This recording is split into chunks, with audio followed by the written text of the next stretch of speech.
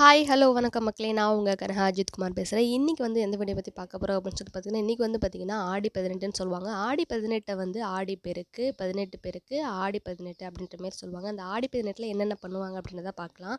ஆடி 18ல வந்து பார்த்தீங்கன்னா, கங்கைய வந்து வழிபடுவாங்க மக்களே. அது மட்டும் இல்லாம திருமணம் பண்றதும் நல்ல நாளா அமையும் அப்படின்ற மாரி சொல்றாங்க. அடுத்து வந்து பார்த்தீங்கன்னா, தாலி பிரிச்சு கோக்குறது அதுக்குமே நல்ல நாளு, அப்படி உகந்த நாளு அப்படின்ற மாரி சொல்லுவாங்க. அதுக்கப்புறம் புதுசா திருமணமானவங்க போய் கங்கைய வந்து வழிபட்டுட்டு வந்தா அவங்களுக்கு ரொம்பவே நல்லது அப்படின்ற மாரி சொல்லுவாங்க. ஆனா, இது ஆடிப்பெருக்குன்றது இதுதான் மக்களே. ஆடிப்பெருக்கு வந்து ஆடி 18ல வந்து எது தொடங்குனாலும் நல்லதே நடக்கும். நல்லதே பெருகிக்கிட்டே போகும் அப்படின்ற மாரி வந்து சொல்லுவாங்க. அதுதான் ஐதீகமா. எங்க உங்களால முடிஞ்ச அளவுக்கு முடிஞ்ச நேரத்தில வந்து நீங்க வந்து கங்கைய வழிபட்டுருக்கலாம். அது மட்டும் இல்லாம ஆடி மாசத்துல தான் மழை பொழியும். ஆறுகள் எல்லாம் வந்து நீர் வரும். நீர்கள வணங்கி விவசாயத்த வந்து தொடங்குவாங்க அப்படின்ற மாரி வந்து சொல்லியிருக்காங்க. அதுவும் ஐதீகமா. எல்லாமே போயிட்டு வணங்கிட்டு வருவாங்க.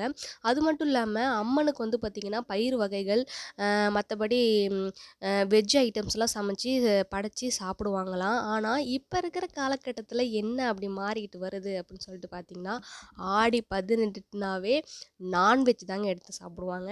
இப்ப இருக்கிற காலகட்டத்தில அதான் பண்ணிட்டுருக்காங்க. அந்த பழைய இதெல்லாம் வந்து சுத்தமா மறந்துட்டாங்க. அது ஏன்னு தெரியல.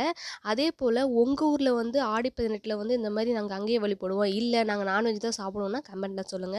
ஆசை சொந்தங்களுக்கும், அன்பு உறவுகளுக்கும் அள்ளி கொடுக்கும் ஆடிப்பெருக்கு நல்வாழ்த்துக்கள். ஓகே மக்களே, நம்ம வந்து வீடியோ எண்டுக்கு வந்துட்டோம். வீடியோ அவ்வளோதான் மக்களே, ஃபினிஷ் ஆயிடுச்சு. என்னோட சேனலுக்கு வந்து சப்ஸ்கிரைப் பண்ணுங்க அண்ட் வந்து பெல் ஐக்கான கிளிக் பண்ணிக்கோங்க.